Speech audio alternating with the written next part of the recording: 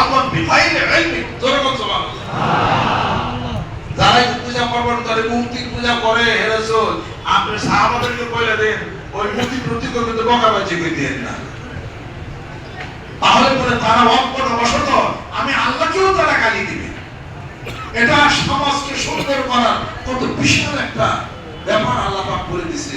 কোরআন খোলে, কোরআন তেলাওয়াত করলে এটা পূর্ণাঙ্গ জীবন ব্যবস্থা কেমনে চলবেন, কি আচার আচরণ সবকিছুই কোরআনের মধ্যে আছে। কোরআন এক জায়গায়, আমরা আরেক জায়গায়, জীবন ভালো হইবনি? আল্লাহ বলেন তোমাদের তোমাদের তোমাদের গার্জিয়ান হলো, তোমাদের গার্ডিয়ান হলো তোমাদের ভিতরে নফস। তোমাদের গার্ডিয়ান এমন মানুষকে তোমরা করছো যারা আমি আল্লাহর সাথে কোনো সম্পর্ক নেই, লায়ান ফাউকা ওয়ালা ইয়াদুরুকা, তোমাদেরকে ক্ষতিও করতে পারো না কোনো, এবং তারা কোনো লাভও করে তোমাদেরকে কিছুই দিতে পারে। বরং বিপরীতে আমি আল্লাহ, আল্লাহু ওয়ালিয়ুল্লাযিনা আমানু ইখরিজুহুম মিনাজ যুলুমাতি ইলান নূর। সুবহানাল্লাহ। আল্লাহ বলেন আমি হলাম অভিভাবক, আমি গার্ডিয়ান, তোমাদের অন্ধকার থেকে তোমাদেরকে আলোর দিকে আমি আল্লাহ নিয়ে যাব। কিভাবে? আলিফ লাম রা, কিতাবুন আনজালনাহু ইলাইকা লিতুখরিজান নাসা মিনাজ যুলুমাতি ইলান নূর। আমার রাসূলের উপরে কোরআন নাযিল করেছি, তার মাধ্যমে হে রাসূল তুমি মানুষদের অন্ধকার থেকে আলোর দিকে নিয়ে যাও। জোরে বলুন সুবহানাল্লাহ। এই ওলি অর্থ গার্ডিয়ান, অভিভাবক। আলা ইন্না আউলিয়াল্লাহি লা খাউফুন আলাইহিম ওয়া লা হুম ইয়াহজানুন। এই আউলিয়া ওলি অর্থ হলো আল্লাহর মনোনীত ব্যক্তি। সুবহানাল্লাহ। আল্লাহর মনোনীত ব্যক্তি, তার হাদিস শরীফের মধ্যে আসছে বেরিবাসন করোনা কষ্ট দেওয়ার মানে আদালি ওলিয়া ফাকাদ আযানতুহু বিল হক। আমার মনোনীত ব্যক্তি পৃথিবীর বুকে যারা তাকে অন্যায়ভাবে কষ্ট অত্যাচার করবে, আমি আল্লাহ পাক তার পক্ষ হয়ে ওই বিরুদ্ধবাদীদের বিরুদ্ধে আমি জিহাদ ঘোষণা করে বুঝতে হবে। ওই ব্যক্তি যার কাছে গেলে আল্লাহর কথা মনে হয়, যার কাছে গেলে রাসূলের কথা মনে হয়, যার কাছে উঠা বসা করলে নিজের জীবনের পরিবর্তন সাধিত হয়ে যায়। বোঝা যাবে তার মধ্যে বেলায়েতের একটা আলো আছে। জোরে বল সুবহানাল্লাহ। ওই ব্যক্তি ইত্তাকু ফিরাসাতুল মুমিন ওয়া ইন্নাহু ইয়ানজুরু বিনুরিল্লাহ, তার ফেরাসাতের আলোটা এমন সে অনেক কিছু আল্লাহ পাক জানায়, এই জন্য জানে। গায়েবের মালিক না, গায়েবের মালিক একটা হলো গায়েবের মালিক হওয়া, আরেকটা হলো আল্লাহ পাক কাউকে কোন জিনিস জানানো বোঝানো। ফেরেশতাদের মাধ্যমে জানতে পারে, স্বপ্নের মাধ্যমে জানতে পারে। আল্লাহ পাক তার কথা, ভালো ভালো কথা তার কলবের মধ্যে উদয় করে দিতে পারে। আল্লাহ কিছু সংবাদও জানাইতে পারে। ছোট্ট একটা ঘটনা আমি দিই। 2:30 বাজে, আমাদের অনেক ব্যস্ততা আছে, অনেক কাজ আমাদের আছে। ছোট্ট কিছু ঘটনা দিই, কয়েকটা ঘটনা আমার জীবনে ঘটে যাওয়া কয়েকটা ঘটনা আমি বলি।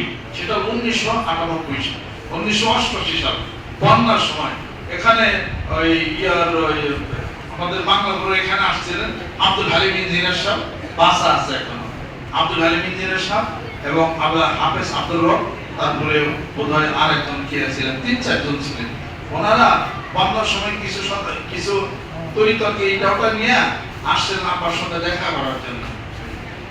এখানে যখন আব্বার কাছ থেকে যখন বিদায় নিয়ে যায়, এই বাংলাদেশের এখানে আব্বা তখন দাঁড়ানো, আব্বা তখন আব্দুল রব হাফেজ সাহেব বলতেছিলেন, হাফেজ সাহেব আপনার নাকের মাথায় তো পানি দেখা যায়।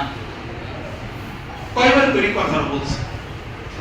আব্দুল হালিম ইঞ্জিনিয়ার সাহেব বাসা সাক্ষী এখনো আছে, আমিও আছি। হাফেজ সাহেব নাকের মাথায় তো পানি দেখা যায়। ওরা মনে করছে যে বন্যা, পানি দইবই। তারপরেও তারা চলে গেল না। এই দেবেন্দ্র কলেজের এই মাঠে এখান থেকে নৌকা পানি হয়ে হলো বাস স্ট্যান্ডের ওই মেন রোডে যাবে। ওখানে নৌকায় চড়ছে পানি হওয়ার জন্য। তারপরে হঠাৎ একটা বাতাস আসলো, ঢেউ হইলো, নৌকাটি তলে গেল। আব্বা তাকে বলছিলেন, হাফেজ সাহেব নাকের মাথায় তো, আপনার নাকের মাথায় তো পানি দেখা যায়। সেই হলো সাঁতারে স্বর্ণপদক প্রাপ্ত হাফেজ সাহেব, সাঁতারে স্বর্ণপদক প্রাপ্ত পাটনা খানকা ওই এলাকার তার ভাই, কথা বললেন না, স্বর্ণপদক প্রাপ্ত। যারা নৌকা থেকে যে যেমন থাকতে দেন তো তাকান কেন, তারাই থাকতে দেন। যারা নৌকা ডুবে, যারা নাকি সাঁতরা পানি পাইল, উঠলো, আব্দুল্লাহ ইবনে জাসর সাঁতার জানে, আরো দুজন এরা সাঁতারই জানে না। যে সাঁতার জানে আব্দুল ওয়াহাবের সাহেব, আব্দুল্লাহ ইবনে জাসর বললো তাই সে সাঁতার জানে, সাঁতার স্বর্ণপদক। তা আমরা দেখলাম যে নৌকাটা ডুবলো, সে আস্তে নৌকাটা ডুবলো, সে তলিয়ে গেল, সে সাঁতারিয়ে গেল। ওই নৌকায় ছিলেন আমাদের যে আব্দুল্লাহ ছিল, তখন তারা আশ্চর্য হয়ে গেল যে সাঁতারে দিল না, সে নৌকাটা তলে এলো, এমনি গেল, সে বইরা পরে সব বিকালে দিয়ে তখন ভাইসা বসছে। আবার তাকে বলছিলেন যে আব্দুল হাবিব সাহেব, আপনার নাকের উপরে তো পানি দেখা যায়, আদার আপনার নাকের উপরে পানি। পরে তারা সেই কথা বলে এখন ওখানে গেল। এক জর্জ ফোরম্যান, তারপরে জো ফ্রেজিয়া। জর্জ ফোরম্যানকে মোহাম্মদ আলী ক্লে হারায় বক্সিং এ, জো ফ্রেজিয়ারকে হারায় 2 বার, এরপর লিওন স্প্রিংস শেষে 3 বারকে হারায়া মোহাম্মদ আলী ক্লে বিশ্ব চ্যাম্পিয়ন হয়। এরপরে লাস্টের 4বার খেলা ল্যারি হোমস তখন তাকে চ্যালেঞ্জ করে মোহাম্মদ আলী ক্লেকে। এটা বলতে হয় যে 82-84 সালের কথা আর কি হবে। তখন আমি তো মোহাম্মদ আলী ক্লের পক্ষে মুসলমান, আগে তো ছিল মোহাম্মদ ক্লে আছে, ক্যাসিয়াস ক্লে ছিল। ইসলাম ধর্ম গ্রহণ করার পরে মোহাম্মদ আলী ক্লের নাম হলো। সারা বিশ্বে মোহাম্মদ আলী ক্লের পক্ষে, আমিও পক্ষে। ল্যারি হোমস চ্যালেঞ্জ করে বসে মোহাম্মদ আলী ক্লেকে, সারা ওয়ার্ল্ডের পৃথিবী এটা জানে। মোহাম্মদ আলী ক্লেও চ্যালেঞ্জ গ্রহণ করছে। আরে হারে হয়তো শিরোপা নিয়ে যাবে। আমি ওরা বলতেছে আবার খেলা দেখে আছি, কিসের খেলা? আমি ওই যে কিলে দিবি মোহাম্মদ আলী ক্লের খেলা কখনো দেখার যা। আমি এখানে তো ওই যে বাসা আছে, ওই যে কালিদাস, এখানে এখন তো আমরা কিনে নিছি, এটা তো এখন নাই। ওই যে সুভাষদা আছে, যে সোমবারদা আছে, এই নিমাই পা, ওখানে ওই বাড়িতে টিভি আছে, ওখান থেকে দেখে আসি। কয় কি খেলা দেখলি, যা বাইরে যাবো মোহাম্মদ আলী ক্লে আইডে যাবো। আমরা মোহাম্মদ আলী ক্লে কিন্তু বিশ্ব চ্যাম্পিয়ন, 3 বার চ্যাম্পিয়ন, জো ফ্রেজার হারাইছে, জর্জ ফোরম্যানকে হারাইছে, লিওন স্প্রিংসকে হারাইছে। কয় যত এরাই যাও, বুঝাই কইছি হাইরা যাবে ইনশাআল্লাহ। আমি ওর কিছু বলাবার কাছে কিছু বলছি, সব জায়গায় বিগিরি খাটে না, এটা কি লাগিলি, এখানে বিগিরি না। আমি আপনার কাছে আব্বা মোহাম্মদ আলী কিন্তু 3 বার বিশ্ব চ্যাম্পিয়ন, অনেকে কিন্তু জানছে এটা। কয় যা হাইরা যাবে ল্যারি হোমসের সাথে। আমি তো চিন্তায় টেনশনে আমি খুব ভালো হইতেছে। টিভিতে পৃথিবীতে তখন খেলা শুরু হয়ে গেল, সারা ওয়ার্ল্ডে দেখতেছে। ওই বিশ্বস্তমান ওই উত্তর ওই বাড়ি নিমাই পাল, ওই বাড়িতে গেলাম, তারা চেয়ার দিল বসার জন্য। কারণ খুব টেনশন কাজ করছে, সারা ওয়ার্ল্ডে এটা দেখতেছে। এটা একটা চ্যালেঞ্জের খেলা আছে।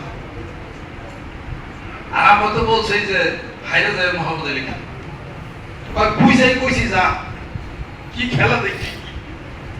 ইত্তাকু ফিরাসাতাল মুমিন ফাইন্নাহু ইয়ানজুরু বিনুরিল্লাহ। এরপরে খেলা শুরু হয়ে গেল।